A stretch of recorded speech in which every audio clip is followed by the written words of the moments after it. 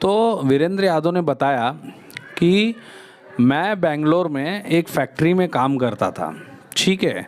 वहाँ पे ये भी भाई साहब अफ्ताब आलम भी काम करते थे। दोनों एक दूसरे से टिफ़िन शेयर करते थे, खाना पीना खाते थे, घूमते फिरते थे, यानी एक हमारी इनकी दोस्ती थी। लेकिन एक दिन क्या हुआ कि इन्होंने कुछ नॉनवेज लेके आए थे घर से और मुझे परोस दिया और मैं भी वो नॉनवेज को खा लिया। अब यहाँ तक तो बात सही थी, लेकिन उसके बाद ये बार बार एक चीज़ बोलने लगे जो मेरे दिल को कुरेदने लगी। तो पुलिस ने पूछा कि भाई कौन सी बात बोली थी उन्होंने। वो बोलते थे कि ये जो आपने कल खाया वो एक्चुअली में गऊ मांस था और उसका ही ये मीट था। अब आप खा चुके हो, गौवंश खा चुके हो, तो अब आप हिंदू नहीं रह गए।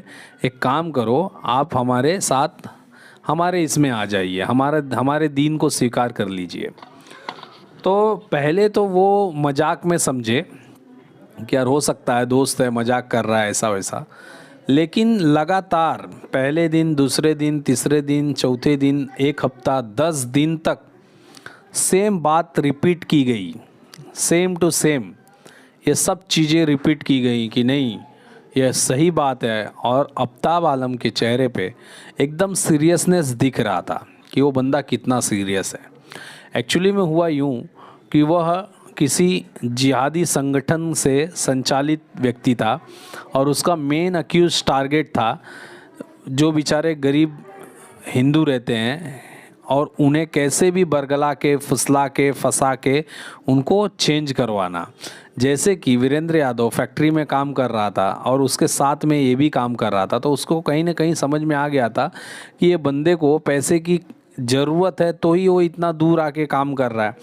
अब दूर आके काम कर रहा है तो उसको लगा कि ये आसान टारगेट है और उसको क्योंकि अगर वो टारगेट बन जाता वीरेंद्र यादव तो इसे कुछ फाइनेंशियल सपोर्ट मिलती थी इसके संगठन द्वारा। तो इसके लिए इसने टारगेट लिया कि इनका मुझे धर्म परिवर्तन करवाना है किसी भी कीमत पर। अब यही सोच के ये चालू हो गया और एक दिन लाके उसे गौवंश खिला दिया। अब खिलाने के बाद ताना मारने लगा, अपनी अपनी बातें बताने लगा, ऐसा है, ये है, वो है, ऐसा है, वैसा है, हमारे में इतना सुकून है, ये है, वो है, सारी चीज़ें जो बतानी चाहिए थी उसने बता दिया।